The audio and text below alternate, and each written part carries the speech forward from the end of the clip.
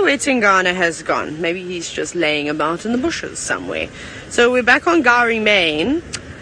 And I know that Steve has gone up towards the sort of east towards Buffelshoek Dam and is checking those areas. So what we might do is maybe pop onto Chitwa and see what's happening down that end of the world.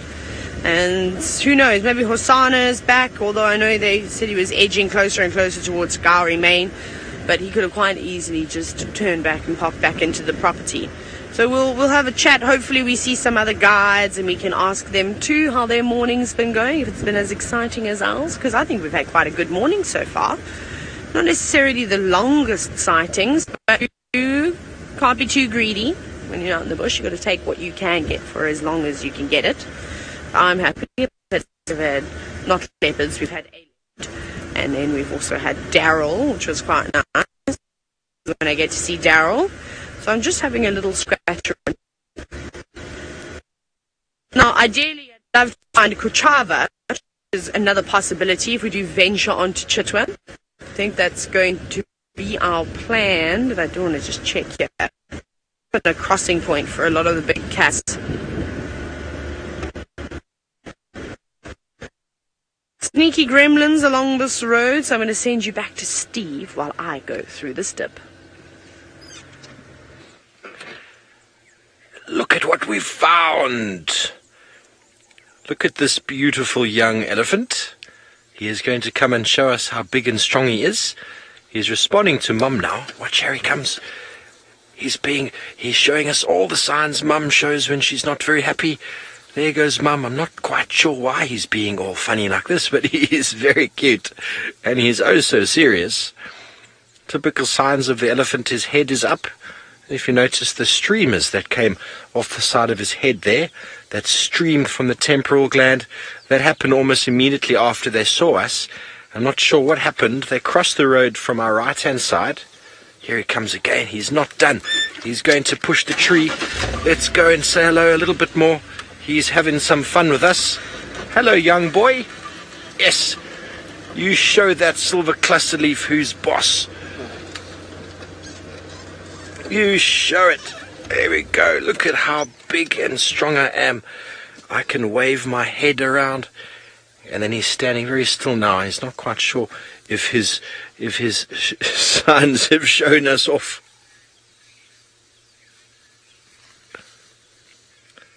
Anna-Marie, the temporal gland does not have anything to do with sweating. It's got a huge communication function. It's something that comes forward when elephants are stressed.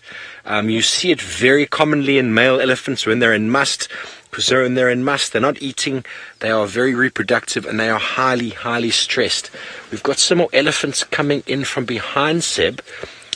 We're going to sit very quietly here because they are not 100% relaxed with us, but I'm not sure why. What's going on, young one? It's okay, Mama. Always watch the big female. The big female's always the one to watch. This youngster is coming a bit closer.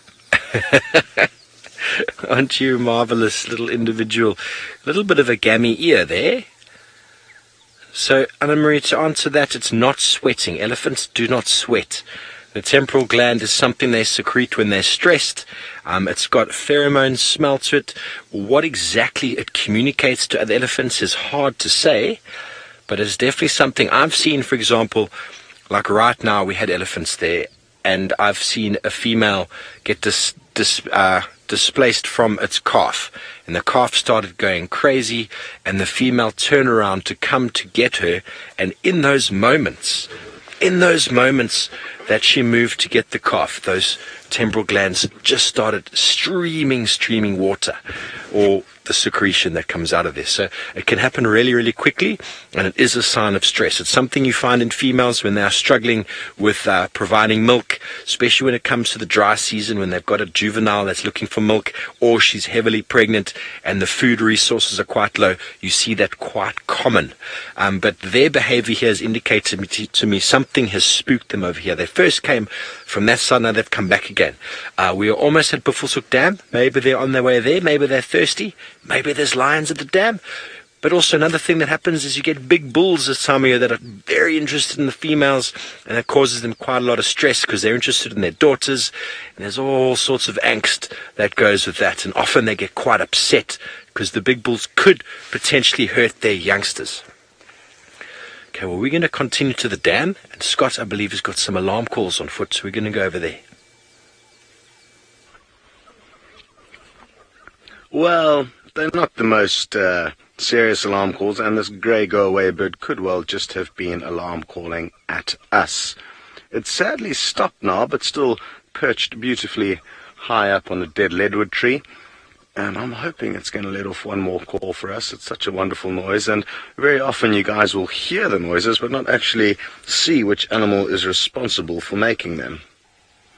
Well, seeing as though the bird's kept quiet, let me show you something that's happening here on my calf. There are these little flies that are quite nasty in that they bite you. And that's what these two are doing now. They're busy sucking the blood from my body. Looks like that one's had enough for now. Oh no, just repositioning. It's surprisingly painful considering how small they are, and I'm often astounded by the fact that these small animals, and mosquitoes too, can actually manage to penetrate our skin into our bloodstream and help themselves to our milkshake, our bloody milkshake. Well, not really a milkshake. Come on, guys, leave me in peace. Huh. So that's that. Phew. My heart just skipped a beat. I thought I was covered in pepper ticks. I saw all these tiny little grass seeds on my shorts, and they're kind of similar size to pepper ticks, but thankfully they are not, because that would have been a very, very unfortunate situation to have. Nasty little critters. I've been very lucky with ticks for the last few months that I've been in Djuma. I just found one or two between my toes, but no pepper ticks, and considering how much time we've spent on foot, it's been fairly easy going. But what's interesting is, like a lot of people who are tastier than others will know, sometimes mosquitoes, and I guess flies and ticks alike, have got kind of taste preferences, and some people just get bitten more than others. Steph, I've noticed, must be a very tasty individual, because the ticks absolutely love him. He lathers himself up in all kinds of protective anti-bug repellents and this and that, and they still latch onto him. So, no news regarding this leopardess just yet. We're working through the Mulwati riverbed, which is quite an easy place for us to happen upon some of her tracks because of this soft, almost beach sand-like conditions. If she were to have crossed here, it should be fairly easy for us to spot the tracks, but no joy just yet. Also, no sign of Tingana, so I'm wondering if he didn't head more to the north when he fled the scene last night. Jeez, wouldn't it be interesting to know how far he's gone?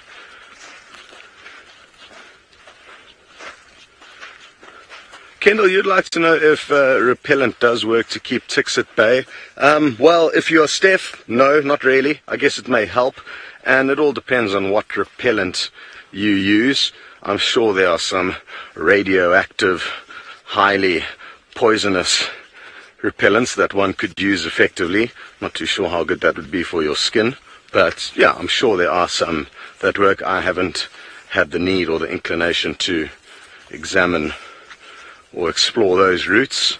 Some people even do bizarre things like rub paraffin over their legs. I'm told that does a good job of keeping away. So I'm having some trouble with my radio here. Yeah, imagine rubbing paraffin all over your body.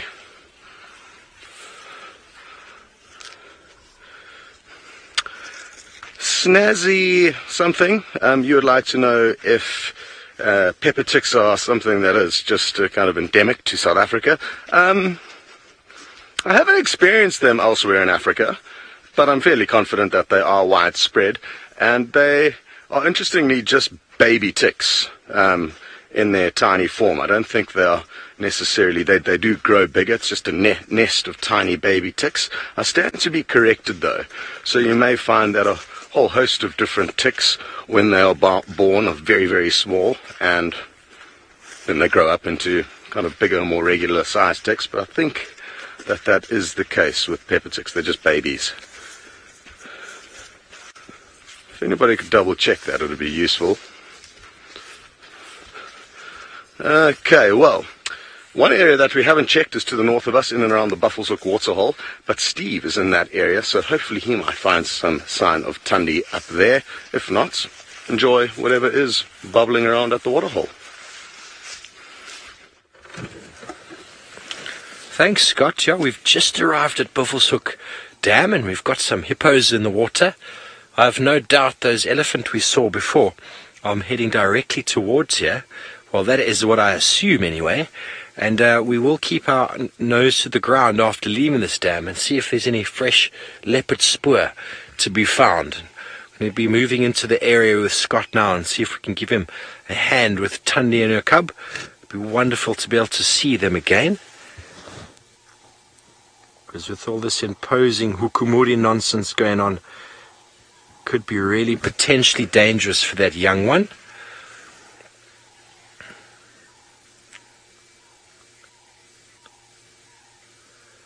So I believe yesterday Scott had 6. There were a couple more that I could see a moment ago. I've only got 4 visible at the moment. I think there's probably 6 or 7. There's another one.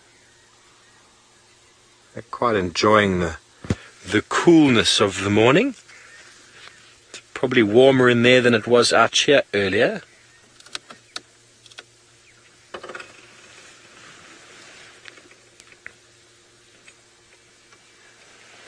That sun has just gotten up to the nice height and is warming our backs nicely as we sit here under this wonderful tree, torchwood balanites, with its characteristic buffalo weaver nests.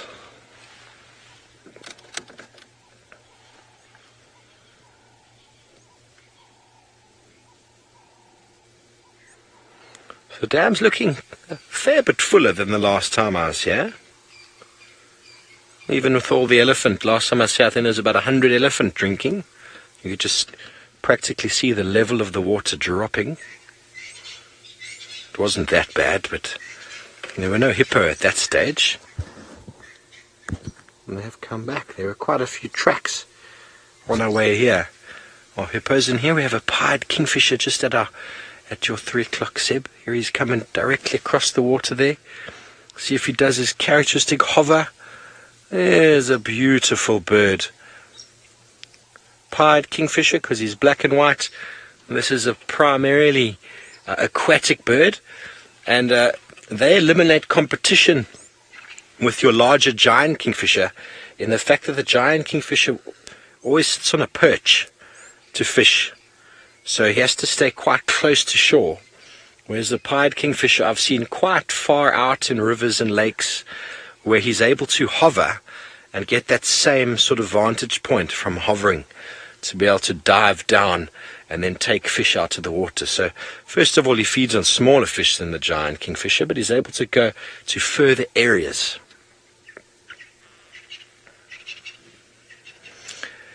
Mrs. Grumpy, it is a beautiful day indeed. It is a beautiful day indeed. Have the Franklins calling. One hippo on the right over here has still not submerged his head. It's just a back in the water there. He must be going for the world record of a mammal holding its breath, because we've been here for a few minutes already and he's yet to show. There we go. On cue. How's that? He was listening to me. A little wink. Beautiful male. You can see by the lack of the pink mascara around his eyes.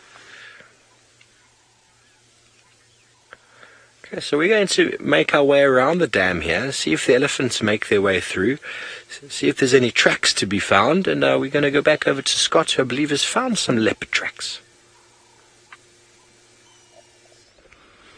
Yes, finally we've come across some tracks, and we're guessing that it is the tracks of Tingana, the male leopard who was unceremoniously chased off his kill last night by the Hukumuri male. He could be nearby. There's a little wet patch here where he urinated, and there's also his fresh tracks over here. Not too easy to see, but you'll see a few scuff marks in the sand, and they head up along the Mulwati riverbed. Interestingly, kind of back in the direction of where the Hukumuri male is with his kill. Now, Rexon's just gone up ahead. He's pointed out that the tracks veered out of the riverbed somewhere over here, and he's just making sure, I guess checking up ahead there just to make sure that he's not somewhere nearby, but we're going to keep snooping about. We'll be sure to call you back if we have any luck. But for now, across to Taylor, who's at the Chitwa Dam. We are. Oh, it's so lovely down here today. It all seems quite peaceful, though. We've got a pair of Egyptian geese with their goslings. There's 3. I see 3 little heads bobbing about. Well, that's a bit sad to see, because, and typically Egyptian geese can lay quite a few eggs, up to about 15 or so. So I wonder if the other eggs just didn't hatch, or perhaps they've been taken by predators. We've seen the fish eagles of Chitwa Dam snatching the goslings up on a number of different occasions, and there's always gymnogenes and all sorts of other raptors flying about. Oh, quite nice though.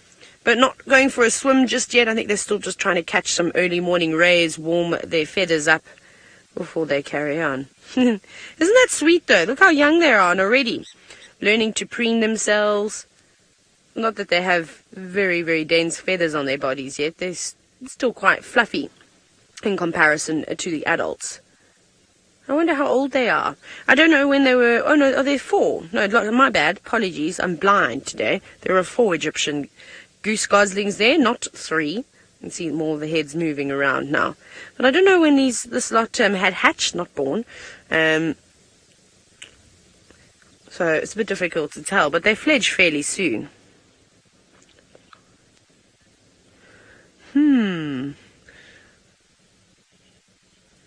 Now, seeing as though it is World Wildlife Day, James, you've asked, what animal do I think, in my opinion, is neglected and not sort of out there in terms of the public eye, like some of your bigger animals, like, example, an elephant or a rhinoceros or a lion or a leopard or a cheetah. I'm going to have to go with some of the smaller cats. What about African wildcats? Their population is seriously under threat because of domestic cats interbreeding and polluting the gene pool, especially down in areas like the Eastern Cape, where there are a lot of there used to be a lot of African wildcats, but now I can't say that I've ever seen a pure African wildcat down in the Eastern Cape. You see some that look like they were at one point, or they've got a quarter of a gene still left in them. So I think that's one of them. I find a lot of the bird species as well. Although southern ground hornbills get quite a bit of notice. Although not many people know what a southern ground hornbill is when you start talking about them. I suppose you can go into a lot of them, but I'm going to go with the smaller cats. So I'm going to go with, let's go serval, African wildcats, and caracal. I don't think that they get enough exposure like they should. And for example, we've just spoken about the gene pool of the African wildcat being polluted by domestic cats. They are heavily persecuted, those 3 cats that we just mentioned, by hunters. A lot of the farms where they are farming goats and sheep and domestic animals like that, they often lose livestock too, particularly caracal. Serval would, of course, if it was small enough, take something like that. So it's I think we definitely need to pay more attention to some of the smaller cats. And there is a lot of public knowledge about the big cats and how endangered they actually are. And AB, you're actually agreeing with me with the African wildcat. So yeah, but there's so many different things that we can chat about, and hopefully this afternoon we'll talk about it quite a bit on some of our favorite animals. Something else that I was quite excited about, not that we can see them though, we're just having a scan. I know you've already had, we've been seeing lots of hippos of lately. And I can't believe Boris and Vladimir had a baby. That was quite cool to see. That little croc that was sitting up on the log for quite some time. I'm not sure if it's still around. Might be a bit chilly to see at the moment. Who have we got over there? Oh, a kingfisher. Well spotted, Ferg. That's nice. A giant kingfisher. The largest species. Look how big that beak is. It's like a spear. Just perched itself now up and amongst the buffalo weavers. Apparently there was also a pied fisher flying around. I wasn't concentrating. I apologize. I was looking at the Egyptian goose goslings because they're so precious. But the bird life at Chitwa Dam is just unbelievable.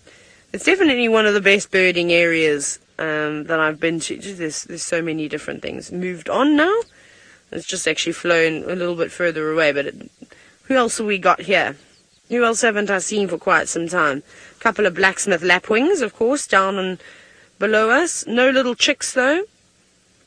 I was sad that I didn't get to see that little three-banded plover that was sitting on her eggs. I don't think they hatched. I think maybe they got squashed by something. But it's all cool, calm, and relaxed here. Now, just going back to, of course, talking about African wildcats, Armand, you were wondering if they are mixed with domestic cats. No, they shouldn't be, but unfortunately, they are. Ooh, who we got? We got a vulture. Nice. What is that vulture doing? We'll go and have a look at it now. It's a white-backed vulture that's landed in the tree. Well done, Ferg. Very cool. Oh, did you get Fergus? She thought it was a martial eagle. That would have been a beautiful surprise. So they shouldn't be mixed with domestic cats. But unfortunately, again, what the settlers did, and they developed farms, is there was a serious rodent problem that you can imagine comes about when you're storing food, or you've got, teff and lucerne for your sheep or your goats or your horses. Rats will just move on in. It's a great breeding site for them. So they brought a lot of domestic cats in to try and control the rodent populations, not realizing the effect that they would have on the African wildcat population.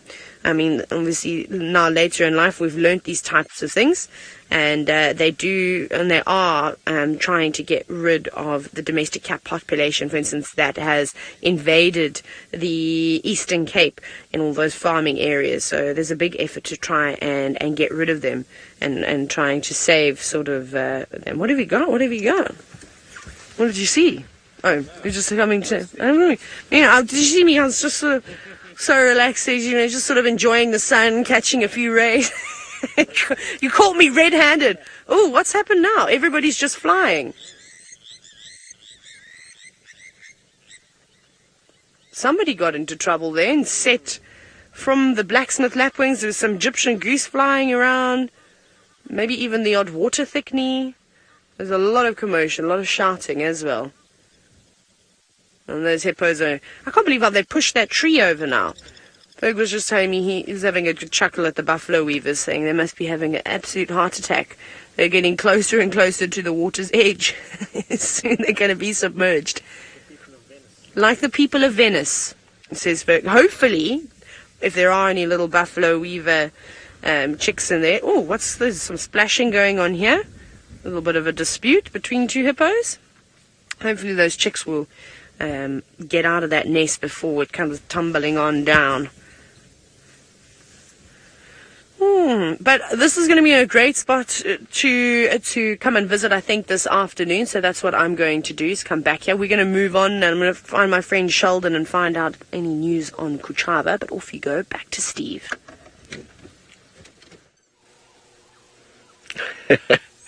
We're having a marvelous time with a little hornbill here who thinks we are very friendly.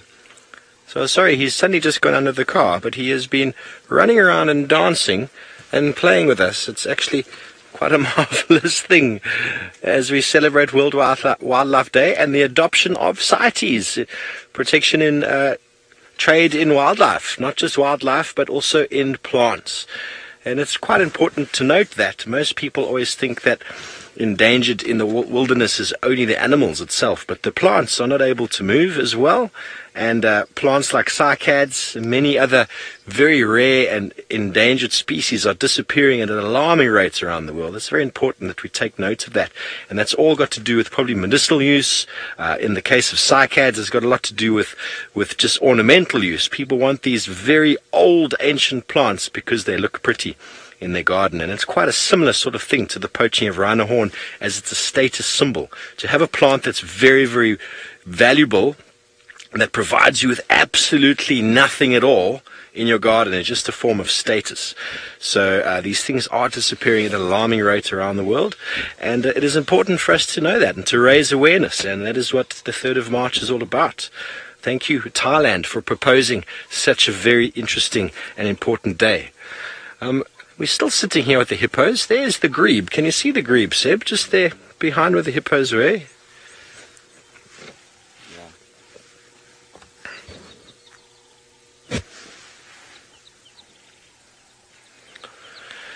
James would like to know what I think is neglected in terms of an animal.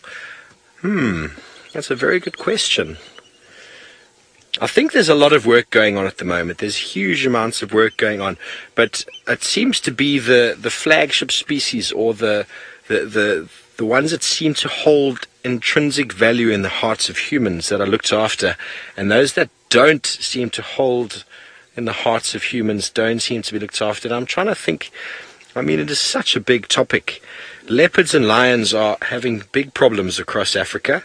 Obviously, the lion hunting industry is a whole can of worms that I don't want to get into right now. But that's got to do with the conservation of tigers, and the need for tiger bone in the medicinal industry in China. And unfortunately, the lion bone is forming part of that market, because it's impossible to know the difference between a tiger and a lion if you're buying it in the black market. So I think that the larger predators are really having a hard time. I know there's a lot of awareness about it around the world, but there's also a lot of people who don't care. So there's a lot of conservation initiatives, a lot of people putting money into things, but there is still a huge market behind these things that is going to take a very long time, and a whole cultural shift before we can fully understand how it's going to change. Not to mention rhino horn, the trained pangolins, the exotic pet trade is also a big one.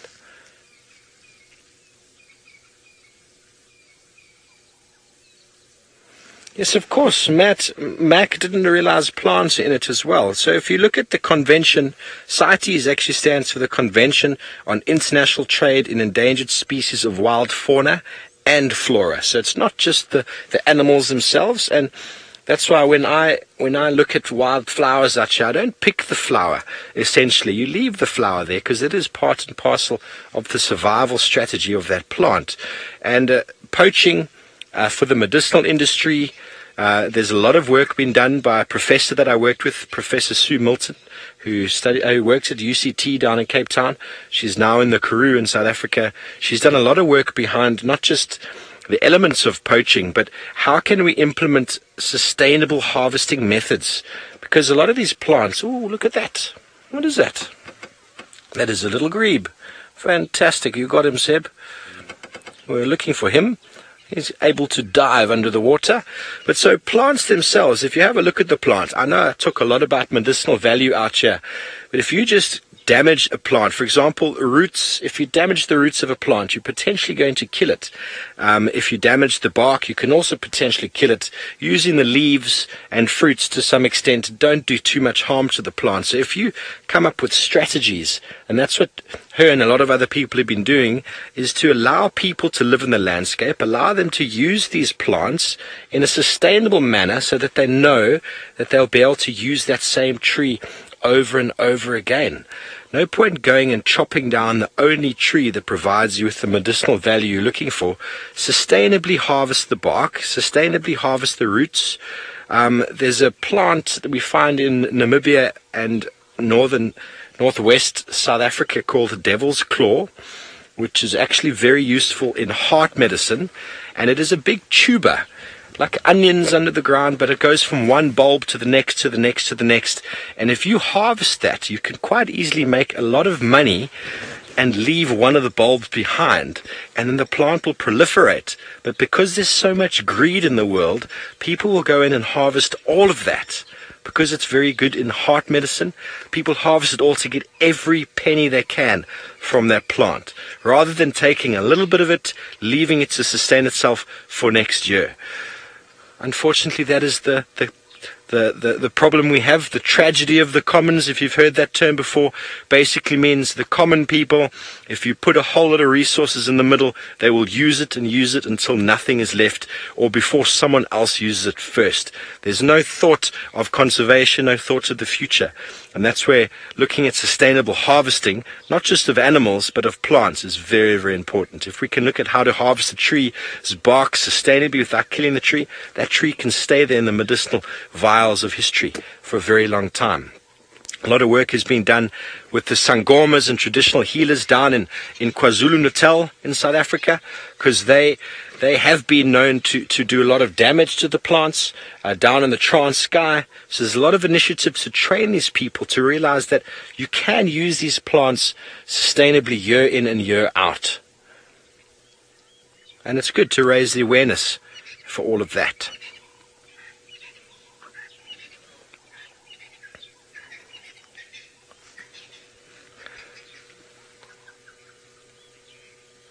So we're going to roll on from here, and while we do so, I believe Scott's got something that he is trying to roll himself. Well, yes, isn't this interesting what we've come across here? It is an old bolus of dung that was cleverly crafted by a dung beetle. Now let me come a little bit closer to you, and you can see how it's been perfectly eaten away, the whole inner, and that would have been eaten by a singular grub-like creature, kind of like a little caterpillar almost, in its larval form. The dung beetle would have hatched in there, fed until it was rudely disrupted. Now, I think it was rudely disrupted because of the fact that I found this lying on the ground over here next to this big pile of elephant poop, and that indicates to me that something like a mongoose or a honey badger, something would have smelt that grub under the ground. That ball would have been buried under the earth, not too sure how deep, maybe a couple of inches, not too deep, would have then been dug out, ripped open this little hole, and then the grub would have been consumed. So, no luck for this dung beetle, but really interesting to see this hardened case of what was a ball of dung. Good. I know you've been discussing World Wildlife Day with Steve and Taylor, and kind of what animals they think are overlooked. I guess, the world's most trafficked animal, the pangolin, not a lot of people know about that, so I guess that's a good example of one species that could do with a little bit more publicity about their plight. But my general feeling when I was briefed that I need to discuss this with you about picking a singular animal, my initial thoughts were not to pick an individual animal. And the reason why I say that is because it's more important for us as humans to maintain, in my opinion, to maintain and look after entire habitats within many different animals live. And I tend to feel that it's habitat destruction that's causing multiple species harm, as opposed to just one species being attacked for any given reason, like the pangolin for its medicinal uses and for the fact that it's eaten, or the rhino, it's used, its horns are used for various reasons. But I think what's more pressing of an issue for us as a community living on this planet of ours is that we are ruining whole entire ecosystems. Whole habitats are being taken away, and I think that's more of an issue than any individual species plight. But that's just my opinion. I'd rather sacrifice one animal than have an entire habitat where millions of different animals, bugs, birds, reptiles, mammals, a whole host of species can live, then worry too much about one species. I think by looking after a habitat, it's all-encompassing. Everything that lives there will be looked after. So, that's my thoughts on that. Joy, you would like to know why is the pangolin trafficked so much? And it's a good question. It's quite bizarre, isn't it? That such a strange little creature is so highly sought after. And I think there's a large market. I think there's a huge demand for them in Asia. I stand to be corrected, but I'm fairly certain that's where most of them are going. And they are a delicacy that are eaten over there. I'm sure their scales and various body parts may be used medicinally as well. And it's not just the fine dining. But yeah, it's because people like the taste of them, which is bizarre considering how many other tasty creatures we rear and have domesticated and grow for us to eat. It's strange that there's a need for the pangolin to be on that list. Well, very happy to hear that Cheryl agrees with my theory of looking after entire habitats and everything that lives within them, than rather focusing on one species. Of course, there are examples where one species may well need to have some serious attention, and a lot of, work needs to be done to look after them. But, like I say, if we're doing a good job as humanoids on our little round ball, then, the habitats in many different countries, if an entire habitat's well looked after, everything will survive within there, from the elephants to the tiny little bugs and bees. Yeah, I wonder how, which country might take the first steps in trying to reduce population growth. I guess that's one of the biggest problems we as humans face. It's not that necessarily any of us are behaving badly, but there's only so much, or so many of us, that can actually live here. But we're not really taking too much consideration of that, so not too sure how it's all going to end up. Good. Anyway, getting a bit deep before breakfast, so I think we should change the subject to something more light-hearted until my belly is filled with bacon. Anyway, enough of that. Over to Taylor, who's just cruising about. No, Ferg and I are just in hysterics laughing at you, Scott. Where are you going today? No. Anyway, so we left Chitwa Dam. I found my dear friend Sheldon, who I almost didn't recognize because of the beard that he has grown. I haven't seen him for a while. So I had a chat to him, asked him about Kuchaba, but sadly no good news to report, in the sense that she has not been seen and she's still being quite squittish. She's been very squittish lately with her youngster. There's another word that I've just now made up. I don't know what it's a combination of. Skittish is obviously one of them, but I don't know whether squishish? Yeah. Not feeling well. I'm feeling a bit squittish today. Does it sound like you have a soggy bottom then? Perhaps, yeah. So I make up words all the time for all of you, for all the new viewers. I apologize. You'll get used to me though. You just have to ignore me. So we will go and investigate around there. I think this afternoon should be quite nice. We actually have a rangers meeting today, Northern Sabi Sand Rangers meeting, which we'll go to. So it'll be quite nice. We can find out about what's actually going on with all the other leopards and if there's any others that are suspected to be denning. And then that's really all. Sadly, there isn't much at all. I almost thought... No, I didn't almost think anything. My mind is going somewhere else. I heard some birds alarming just in this drainage line, but there's no real road to get to it. So might as well just have we'll just jump onto the road and have a little drive around here. Let's see. There were some male leopard tracks also coming from down that way, from Chitwa. We know Hosana was coming from Chitwa yesterday.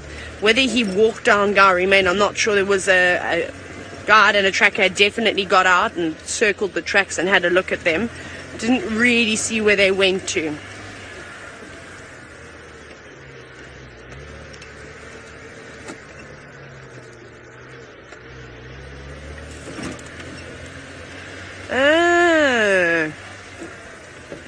Okay. So there's a story. There's male leopard tracks going back out of here, but they don't look very fresh. So what I was going to say is, thank you, Helen. Helen, you're just helping us piece together the story. There was no altercation between Hukumuri and Tingana. I reckon if there was, we would have heard it last night from camp. So it was the hyenas that stole it from underneath Tingana's nose, and then Hukumuri came in a bit later and took it from the hyenas. Okay, so that's all right. That's quite cool. It makes a bit of sense. So I reckon that Tingana just would have been a bit disgruntled by the fact that the hyenas stole his kill and probably just moved off casually. So now there's lots of male leopard tracks here. I don't know who's been walking up and down. They don't look massive, just, you know, like really big leopard feet. So maybe it is Tamba or Hosana. But it's hard to tell. I mean, you can only really speculate as to who's been marching up and down. But they're going on either side of the road. This set coming down this way, this set going up that way. So there's a possibility that either Hosana or Tamba are on the property. Another update, because I know you love them. Apparently Nkanyeni was spotted this morning, a leopard we have not seen for a very long time. Well, I have not seen her for easily a year. She was down on the Nkoro driveway. Unfortunately, we can't go up there, but just so you know that she's still up and doing well. And that's quite lovely. What else we got here? It's quiet in the bush today. Well, now, as it's getting warmer, we'll keep our eyes open. Now, Proud Cat Mama, you're wondering how many vocalizations does a leopard have? Well, I've forgotten because I haven't heard one make any sound. Well, the typical sound that we do hear from a leopard is that soaring, so that noise that they make at night to declare their territories. And then we also hear them chuffing, which they'll often do for contact calling their cubs. So those are the two sounds that you'll normally hear, is the chuffing and then the soaring, and I'm sure they make some other strange noises in between, but I don't know what you would call them. So yeah, so it depends. I suppose they're communicating with their cub, or communicating with maybe a male close by. If it's a female, maybe trying to entice him, get him all excited. But they don't quite have as many vocalizations as, say, various birds. They're different bird calls. Birds still win. I'm on, which road am I on? Leadwood Road, I think. Yeah, I think I'm on Leadwood Road, just having a little drive around here. And this is where we always used to see Tundi back in the day. I wonder where she's also hanging around. Oh, I can't wait to eventually start seeing all these leopards that I've missed for so long. We'll get them eventually, over the next few weeks, I'm sure.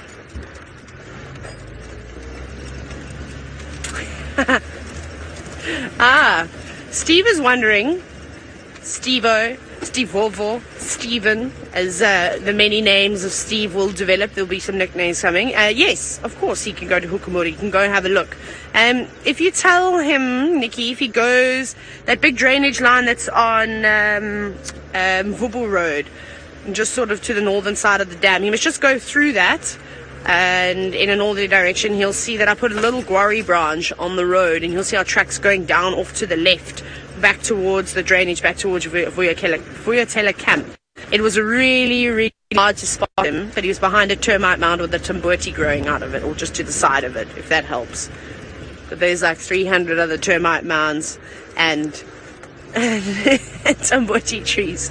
There we go. So let's see. Maybe Steve's going to have some better luck, and Hukumuri is going to come out and show his beautiful face again. I really like those eyes. They're so striking. I don't think I've quite seen like him. I haven't seen the Anderson male yet. He's still evading me. And he seems to have similar sort of eyes, the way they're sort of set widely apart, and they seem to be so wide open, like he's had one too many energy drinks, but doesn't have that dark sort of eyeliner bordering his eyes like the Anderson male does. He needs to go get his lashes tinted. Maybe some permanent tattoo eyeliner. I don't know what people are doing these days. And now, I think I'm on Drakensberg. I don't know. I'm just going to drive this road. I sort of have an idea where I'm going to end up. That's going to be the next thing, as I really do need to open up that map and have a look at all the roads. What else? No more tracks here. Where are the elephants? Still need to see a breeding herd of elephants and have a bit of fun with them. They were always a lot of fun. Steve was lucky. He got some ellies this morning. Who's chatting? I can hear a hornbill, but where are you? That's all you hear. No, it's stopped.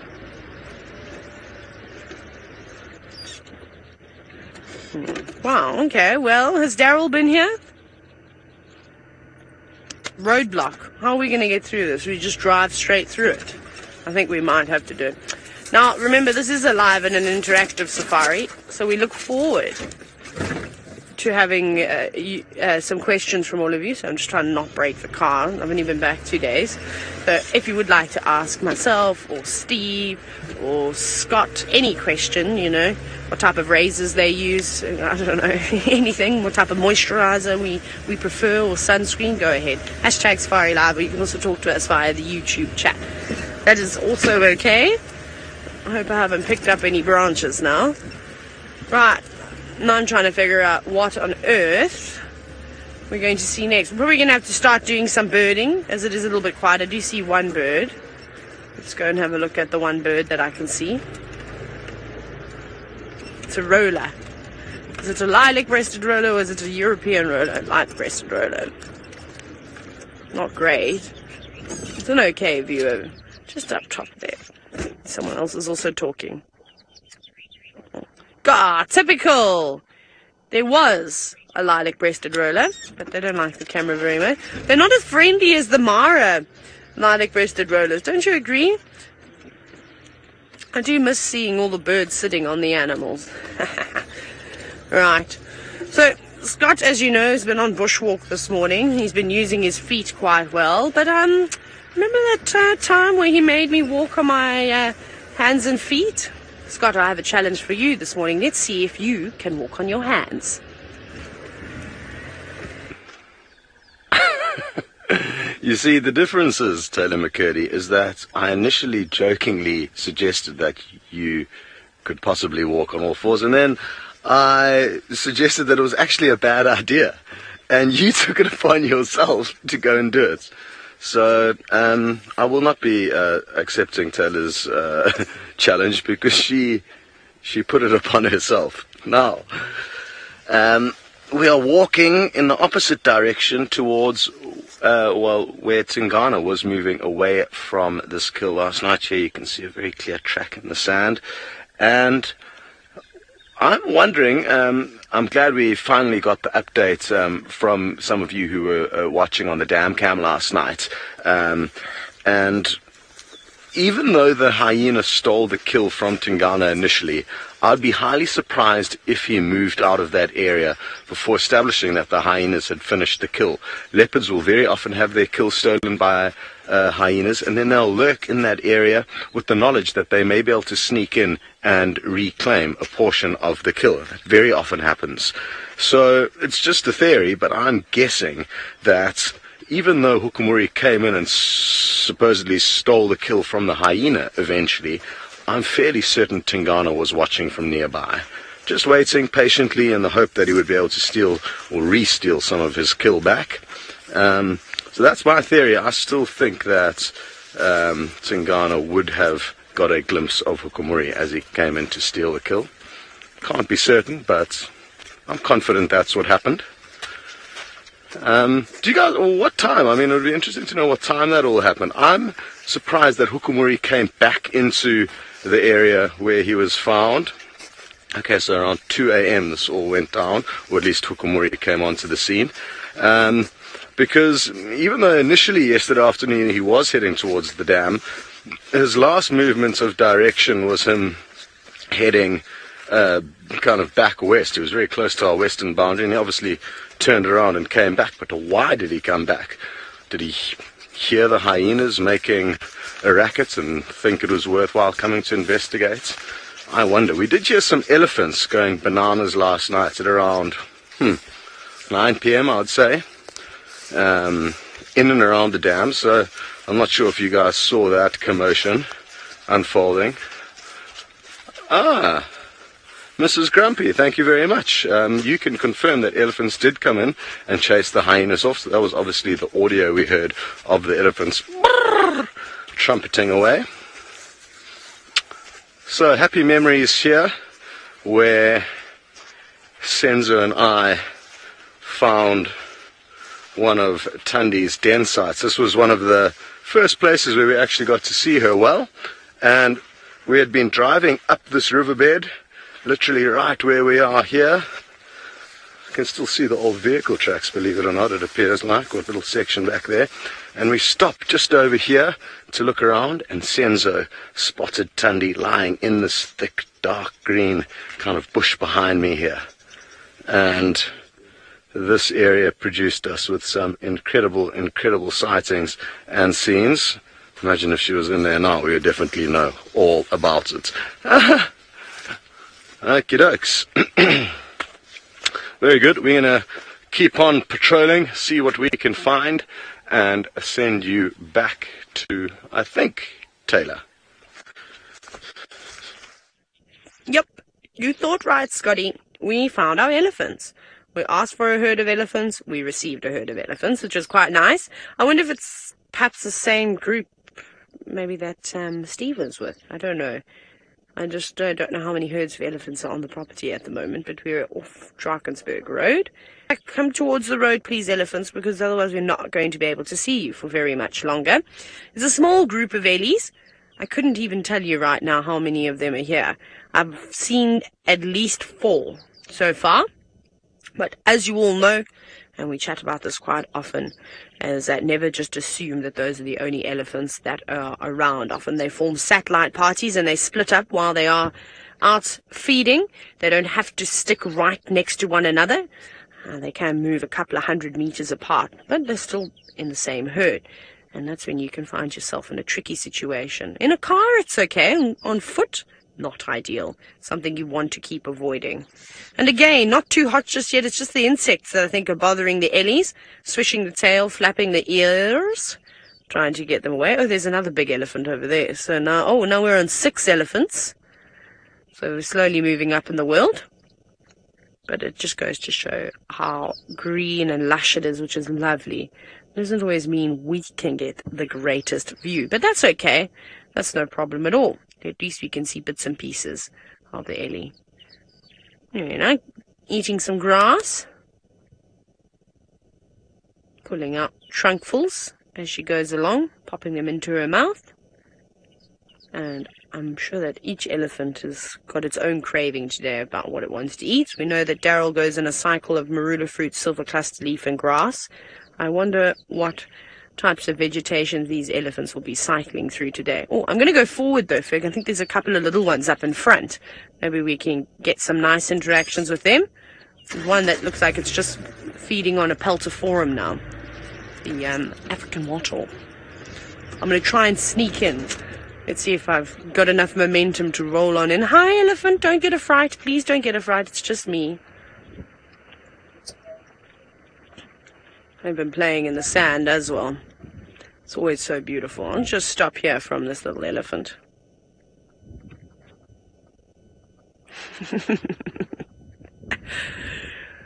Oh no, Northern Ontario, you've asked me if I'll make a poem for all of you about being back in the Sabi sand. And perhaps I shall try. I don't know if it will be today though, or well, we'll see, because I have a rangers meeting.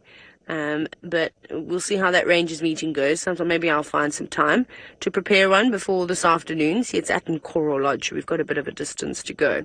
So, just off the cuff. Oh, thanks, Ferg. You know, always got my back. So you see, now I know why Ferg has said this. Is because I almost threw him off the car, funny enough. Hello, little one. You've got some of your breakfast left on your face there. You need to wipe it off if it goes. I don't know if I could make a poem up. Oh no, there's too much pressure and I don't know if I've got enough energy. He's mean. So what happened? Things happen in 3 to Ferg, and I thought hopefully... Oh, sorry, I thought the elephant was coming towards us. Let me go forward. What happened this morning is on the dam wall, I drove over like these little riveted things, and part of the wall, actually, a little bit of it collapsed underneath my tire. They're all running away now. Okay, we'll leave these elephants. Something's not happening with them. It's just the youngsters pushing them off. So... a little bit of the ground collapsed underneath me, just on my front right tire. So the car just tilted just slightly, but then of course, you know, we weren't prepared for this. I just hit the steering wheel, which is okay. Ferg, on the other hand, almost ended up in the front seat. So he's had Tristan hitting the stump, and Tristan fell out the car. Then we had Byron the other day also smacking a stump. Guess who was on the back? Ferg almost ended up in the front, and then well with me as well. So, sorry, Ferg, that you keep getting bumped and bashed around. I think you're owed a couple of apple juices by all of us after the way we throw you around in the car. Ah, there we go. Well, what good timing. Now, I'm scanning around looking for things with spots. Steve is one step ahead of me. He's back with Hukumuri.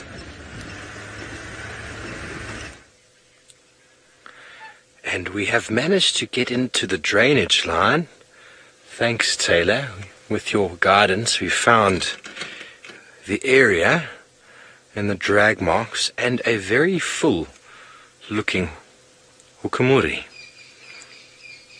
Seb is very excited. It's the first time since he's seen him. He is so happy. Finally, he gets to see this wonderful leopard. We spent some time with him last night, and the comments that were coming through that he was looking quite skinny. He doesn't look skinny anymore. We passed the carcass on the way in. There's really not much left of that bushbuck. Between two leopards and however many hyenas last night, there is not too much going on. But he has still dragged it quite a fair way from where it was before. The drag mark is actually directly underneath where we are parked. And there we go, look at that. Nice, fresh, disturbed soil. Movement of branches. There you can see it coming back again. There we go. Now compared to the drag mark we saw yesterday, if you look on the right of the screen, you can see those two marks there. Those two marks there are the tracks of the horn that when we looked at the tracks yesterday crossing just before we found Tingana, those two shapes were what stood out for me, which meant it was a male antelope, and definitely, as we see now, it is a young male bushbuck, or it is a bushbuck. It's hard to see the age now because he's just some bits of bone. Dale asks, can you ask that again, please, Nick? Sorry, I got just something about a jaguar.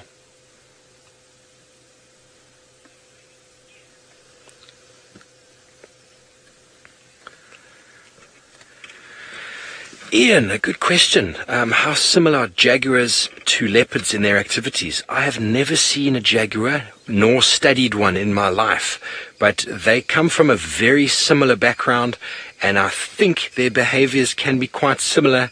The lack of competition that jaguars experience in South America means they probably don't hoist their food, they probably don't even need to drag it. Whereas here we've got competition from hyenas and lions, so leopards will hoist their kills most often than not. And if they don't, as what happened with Tingana this morning, he will lose it to something else. Leopards in India, which are also very similarly related, they're just a subspecies of these, do not hoist their kills at all, and they are about the size of lions. So that is very interesting to me.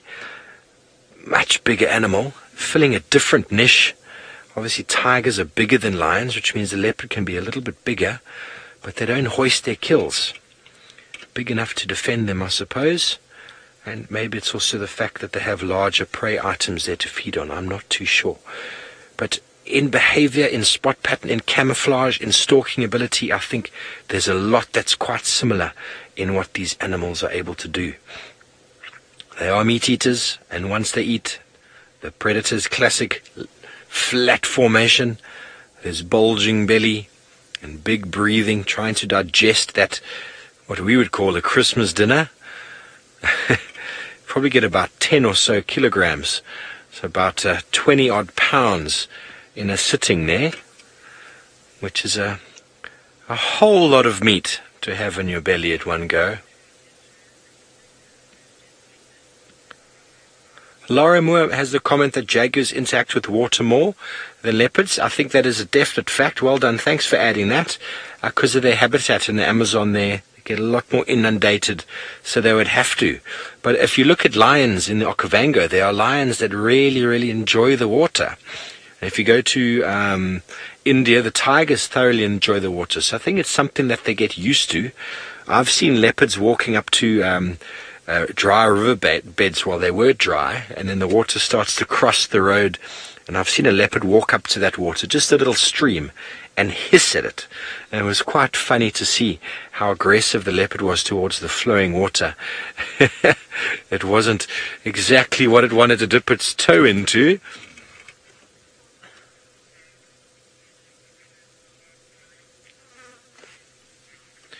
Ralph, you didn't know Indian leopards were as large as they are.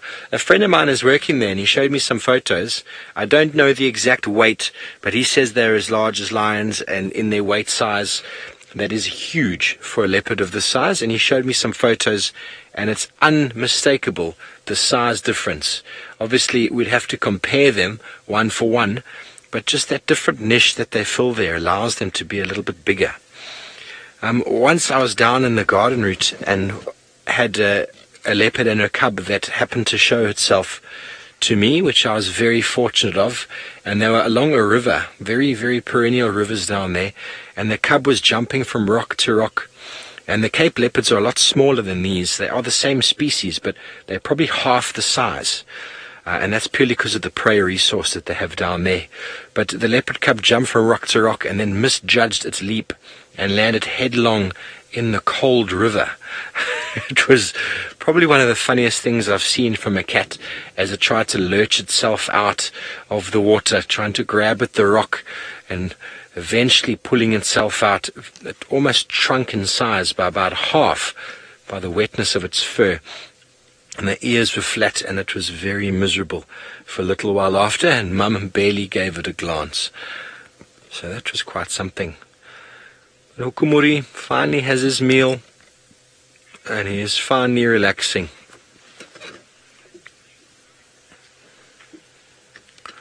Raphaeli would like to know if leopards sweat after dragging their prey. They don't sweat. There's very few mammals that actually do sweat.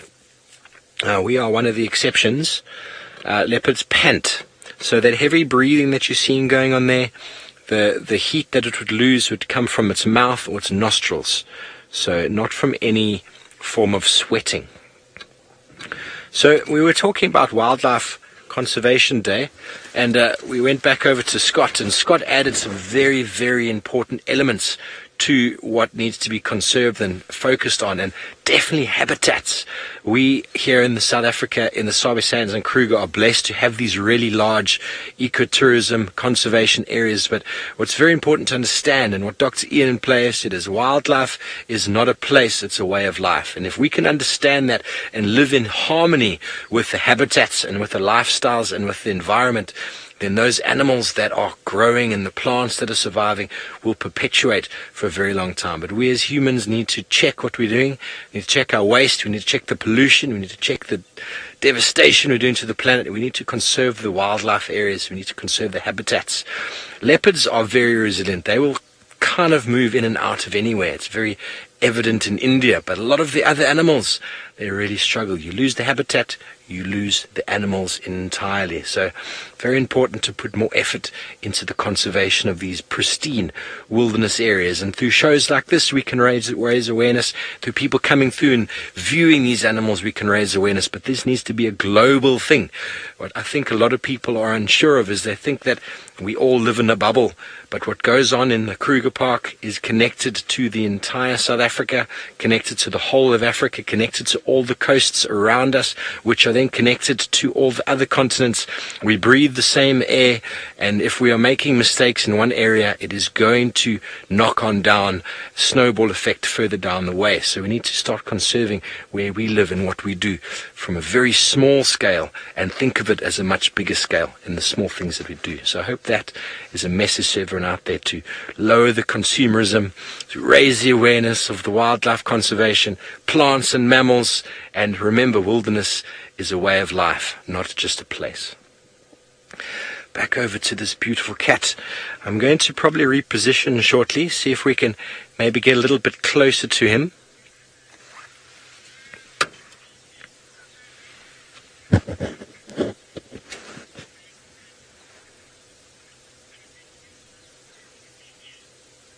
Project Alpha makes a comment that cats can sweat on their paws.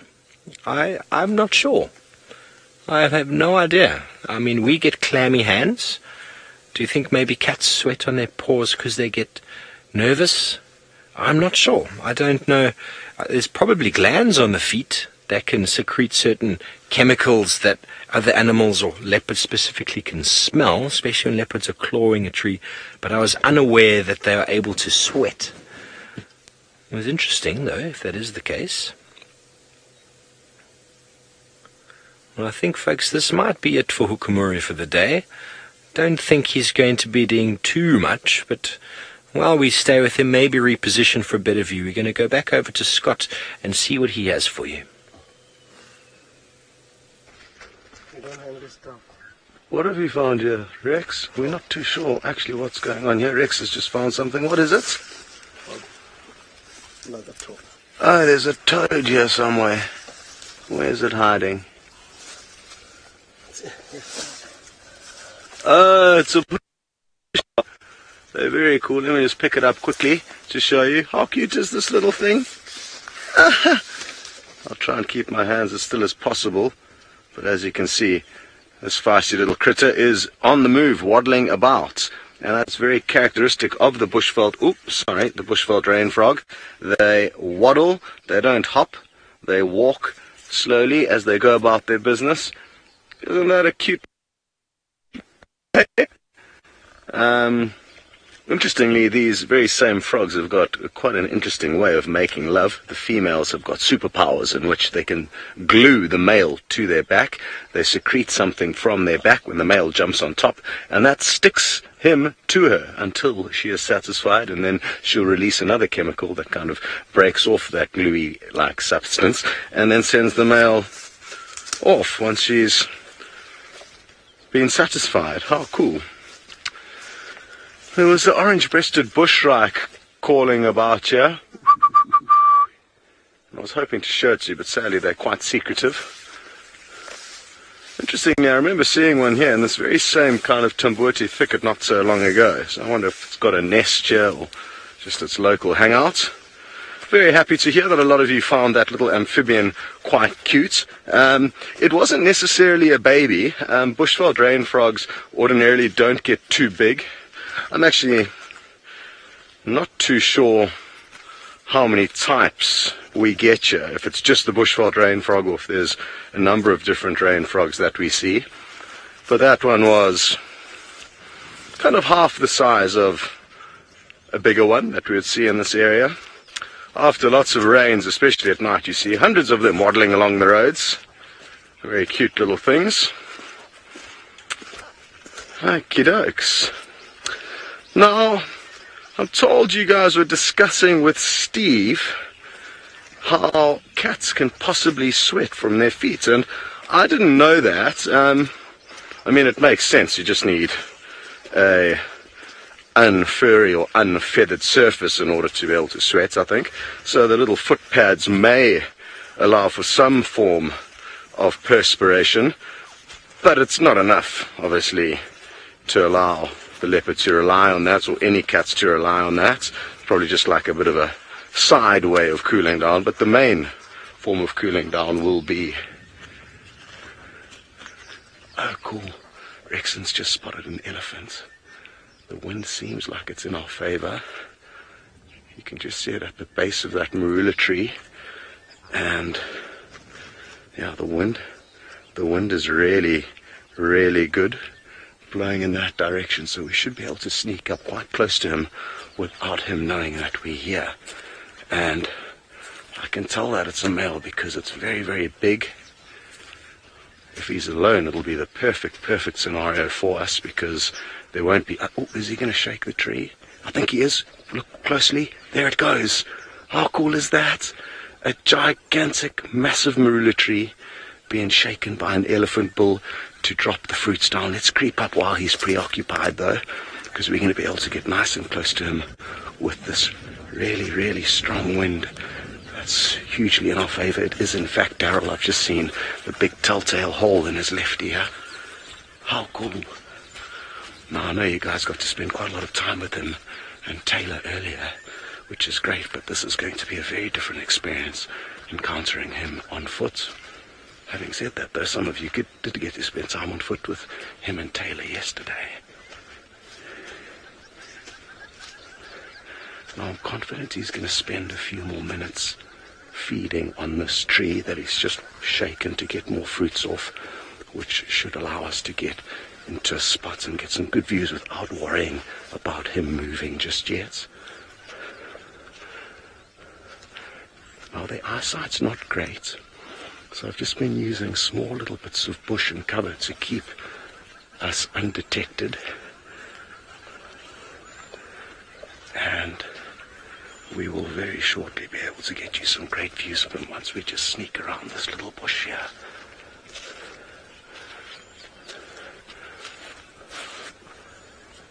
How cool is this?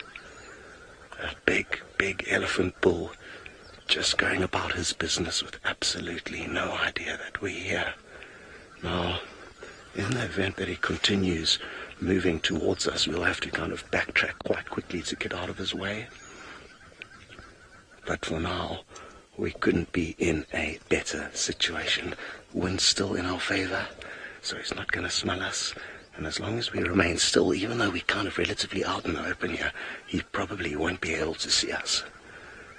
They're wonderful animals to spend time on foot with.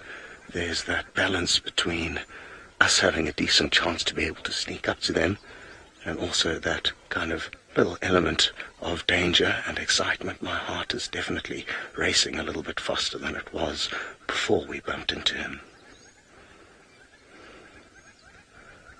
Okay. Now, considering that he's heading straight towards us, we're going to need to back up. And if we do it, I'm not sure if he sensed us there. Yeah, he's detected us. And he could well continue straight towards us. You can see he's stopped now, ears out, that big characteristic hole there. The wind has also just changed direction, so I think he's definitely smelt us. He may not have seen us, but I'm guessing he might have. Let's just keep backing up now that he's moving again. Yeah, I think now he's seen us for the first time. He's just kind of stopped again, holding his trunk up towards us. And as long as we keep moving, I'm sure he's probably just going to leave us be. Sometimes they will continue to follow you, and there may be a point in time where you actually have to stop, stand your ground and say, "Hey, get out of here. We're giving in, but not without a fight." Now he's still slowly making his way after us, and Rexon's got himself between us and the elephants, and he does have a rifle, so if push comes to shove, he will use it, but I highly doubt it will get to that state of affairs. But he is continuing to follow us, so he's being quite inquisitive, but if we keep moving off, I'm sure he is as well. There he is. He's just turned off now. So if we keep moving, I'm sure he will now continue with his business without too much care or concern. He's a very inquisitive elephant, and on a number of occasions we've had abnormal sightings where he's comes very close to us. He spent a lot of time around people, not just in vehicles but also on foot, especially in and around the camps where he likes to spend time. But I think he was just making sure that we were not up to no good and making sure everything was okay. And once he established that, things calmed down.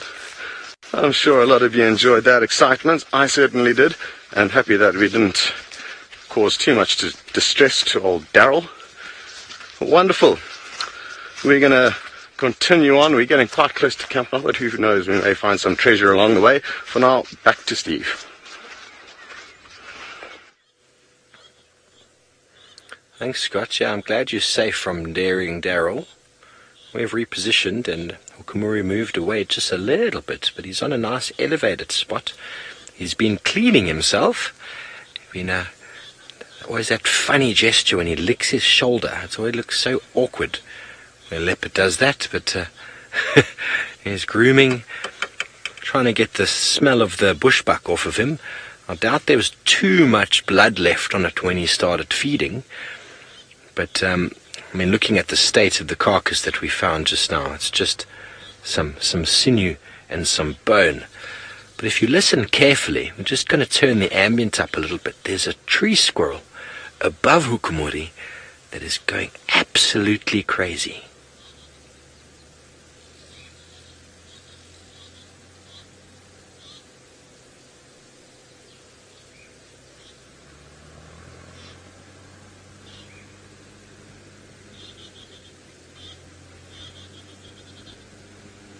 I don't know if you can hear that, but there's also sun there. He spotted Hukumuri when he moved, and there seems to be also a tractor coming along, so I hope that doesn't influence your audio. Hukumuri is interested in a vehicle he doesn't quite know the sound of. He doesn't get followed by tractors, and it's just coming through the drainage lines, so we must apologize for that. The tractor is around doing work. They work on the roads, they drag tires, we keep the roads in good condition. They're also useful for whatever bush work that might be out there. Tractors also something that is very useful in places like the Mara, where all of those who were up there recently, barring myself, tended to get quite stuck. And Hukumuri has lost interest. That is how habituation works, folks. They get used to the sort of sound of a vehicle. Norm, my pleasure. I wanted to come here first thing in the morning. Norm is thanking me for coming back to the Hukumuri sighting. Seb was really keen to see Hukumuri. He told me last night before going to bed, and we made our mission to try to find him this morning. But then obviously, because Taylor was going into the area to find Tingana, and we had all of the information from all of those viewers from the dam cam, it then so happened that Taylor was in the right position for the Hukumuri male. So Seb was really chomping at the bit this morning to see him. And on our way back, he was like, let's go there. Come on, I deserve to see this beautiful cat. And so do all of you back home. So habituation, folks, you notice he doesn't respond to our Land Rover vehicles, but you saw how he responded to that tractor.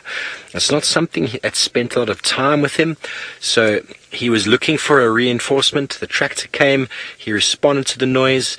If it had come close and caused him any sort of negative response, he would have run away from it, and then he'd learn that he doesn't like that. But ideally, what you do with a vehicle is you will move up towards an animal. You saw how he started reacting. As soon as you see a change in behavior, you switch off, you do absolutely nothing until he relaxes again like he is now. And then if need be, start up the car, wait a little bit, see how he reacts, move a bit close if need be. But obviously that's a process that takes time. Takes time. The squirrel is still shouting at him.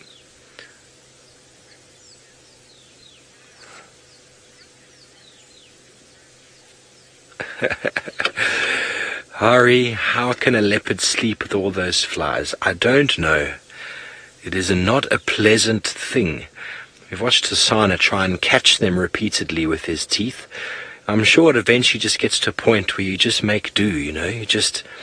You make do with what it is. I mean, you've got always quite a feral face because of all the meat that you're on. We actually knew we were close to the carcass by the amount of flies that were landing on our faces. But they just eventually, you tolerate it. I mean, what can you do if you can't do anything? They do snap at them. I've seen Hasana do a lot of the snapping at the flies.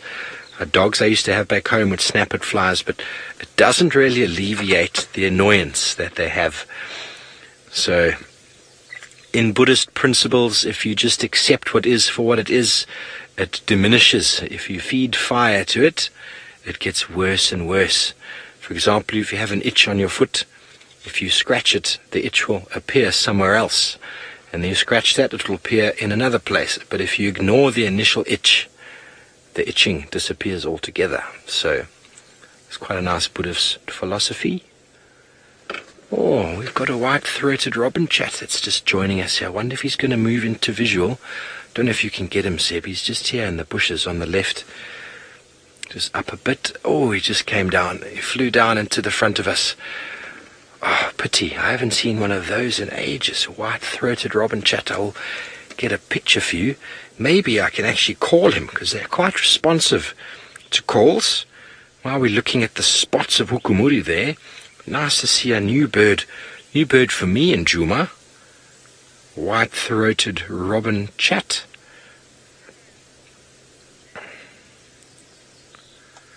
Let me just find him. I'm going to play his call. The robins are quite territorial and they do like to come out and explore. So I'll keep my There's his call. He's just flown across the front of us there. Hopefully he'll show himself a little bit more obviously, and hopefully Seb can get him on camera.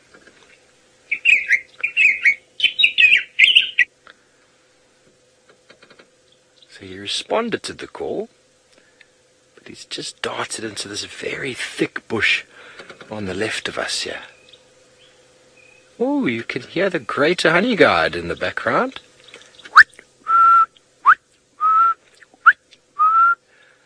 Greater honey guard has that Victor sound. It's a territorial call. I don't know if you picked it up on the audio there. Okay. Well, I'm going to stay here with Hukumuri until the end of the show, I'm sure, and maybe try to get a couple more birds to come out and say hi. And while we do so, we're going to go back over to Taylor, who's having a nice elephant morning. Well, we bumped into Daryl again, so I suspect we might bump into Scott soon. He's making his way towards the pan. Maybe we're going to get a mud bath. Perhaps I'll join him. So, Squat. What is wrong with me with the S and the Q's today? Hey, Squat. Squat is on quarantine. Daryl, please can I go around? I'd like to go around Daryl and beat him to the pan so we can watch him. So I'm going to do an illegal maneuver. Oh, a terrapin! What are you doing out of here? Look. We'll get to Daryl. This will buy us some time now. There's a little terrapin. It's come out of the water. Obviously, I'm sure it's going to be on its way back. Did Daryl cover you in sand? Did I cover you in sand? Why are you covered in sand? Where have you come from? They always look so awkward out of the water. Don't you think? Well, I suppose they're adapted. They can maneuver through both. You could see those claws. And, well, I managed to get over that log quite easily. And off it goes. No, don't go that way. That's a bit difficult. Now you're just making it tough for yourself. I don't even feel sorry for you. You're trying to hide away from us.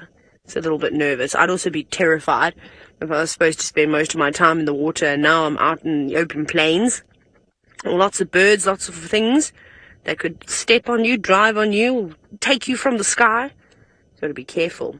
So hiding under that little bit of shrubbery will give it just enough cover that it needs to conceal itself. You better be careful that some southern ground hornbills don't come by here and find you. You'll find yourself in a little bit of trouble too.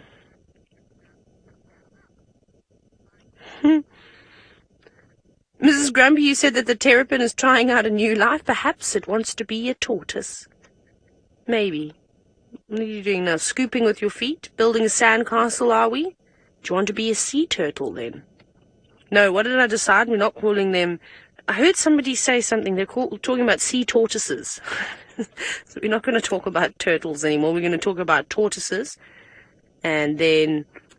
I don't know what we can call a terrapin. We'll have to come up with a new name. And then sea tortoises. That's what we shall be calling them from now on. What's a good name for a terrapin? Because I suppose it lives in land and on water. What do you think? A scuba terrestrial tortoise. No. Okay, let's go to Daryl, because Daryl's now at the water having a drink. Some of you might be watching him. Terrapin, good luck on your adventure. I hope nothing steals you or eats you or squashes you. I won't. I'll go this way around. Okay. Oh, Daryl, come on. Keep it together. He's really not, wanting to have anything to do with any of us. That wasn't even a mud bath. I've seen you have more spectacular mud baths than that. I think he just went in for a drink. Look at his feet. His front feet are so funny. There's only a couple of centimeters of water on them. If he stands in the sun, it'll look quite cool. It's always nice when you see impala and inyalo or things like that go down in the mud, and they get little booties. And Daryl's got some too. Water feet. But no, sadly, He's not going to go and have a mud bath, but that's okay. We're sitting in front of Vuyatela Lodge, and Steve is not too far away from us either, and I can hear that tractor that gave Hukumuri a fright. But I'll see you again on the sunset this afternoon. I'm going to send you across to Scott.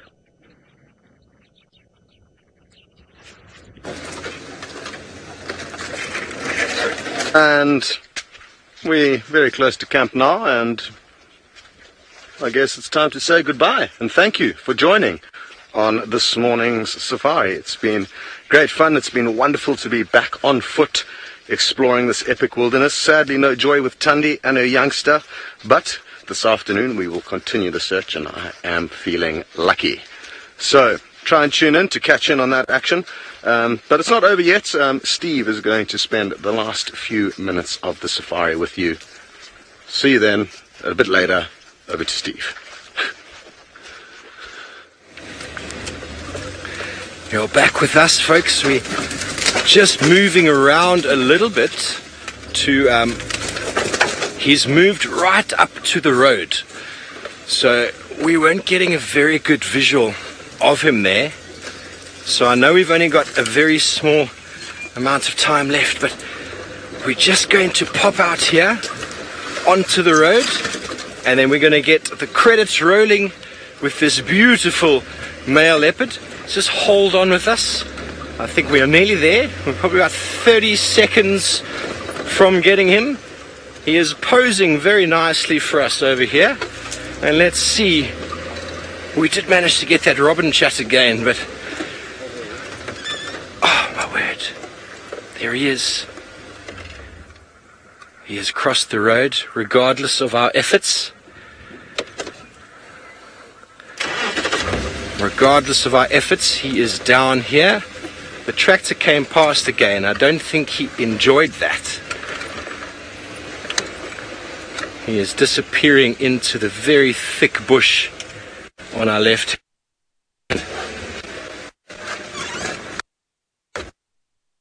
There he goes, into the thickets. Oh.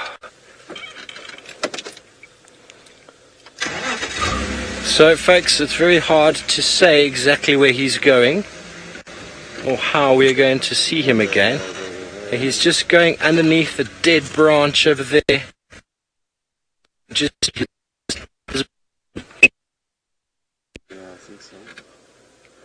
I'm not going to chase him. He's clearly not very happy.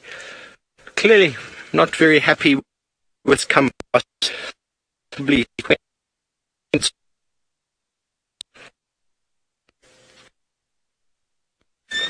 So I'm just going to see if we can come around on the... Maybe we'll get another at him. He's going into that very thick in there. So look on his on the carcass. So we'll just pull over on the side of the road here. We got elephant in the distance. I think that might be Daryl. That is Djuma Dam, Vuyatela Dam. Great way to go. We've had a fabulous morning with Scott on foot, Taylor doing a thing down in Chitwa. Thanks for finding the leopard and all the information from you on the dam cam. Thank you so much for joining us on Safari Live. From me, Steve, and the crew, we'll see you this afternoon. Have a beautiful day.